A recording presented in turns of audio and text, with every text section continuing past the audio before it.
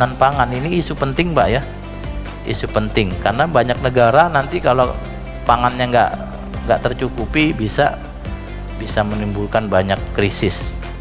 Kita ulang lagi ayatnya, kita baca lagi, wa anzalna minas sama'i ma'am biqadarin fa askannahu fil ardh.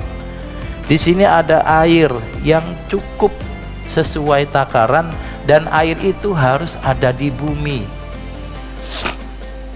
Maka yang paling penting, kalau Bapak adalah pemegang kebijakan dalam skup luas, nasional, lokal, dan seterusnya, pastikan kita cukup air.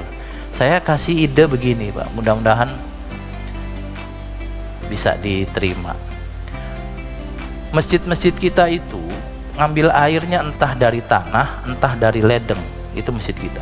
Dipakailah berwudu. Kalau satu orang berwudu itu menghabiskan berapa, misalnya 1 liter air satu orang, jamaah kita ini ada berapa nih? Ada 500, jangan deh, 200. Maka sholat maghrib saja udah 200 liter. Nanti isaknya, subuh, asar, zuhur, totalnya berapa? Misalnya 1000 liter. Itu alangkah baik kalau airnya jangan dibuang ke selokan, lalu ke kali, lalu ke laut. Cari cara supaya dia tidak kebuang ke laut.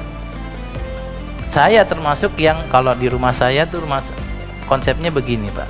Itu tempat wudhunya itu airnya jatuh ke bawah, itu nanti ngalirnya ke kolam ikan. Jadi saya punya kolam ikan panjang begini.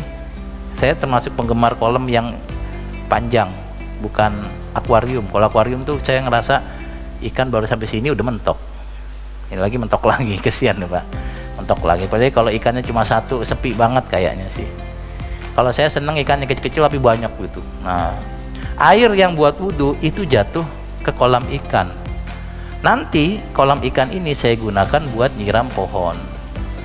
Jadi bagian belakang rumah saya itu terbuka.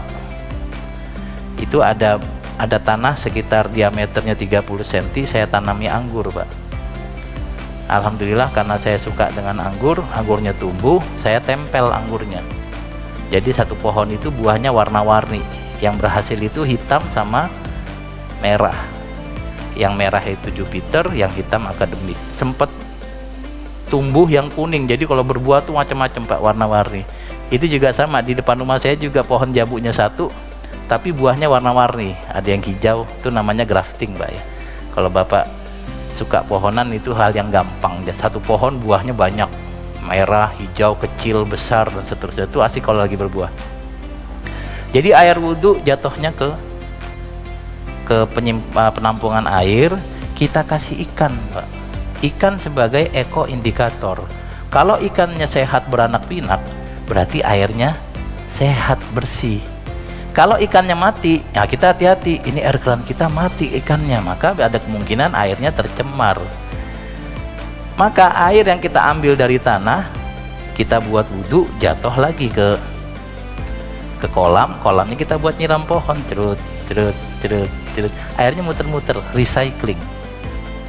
Bukan kemudian wudhu buang ke comberan ke parit ke ke laut gitu.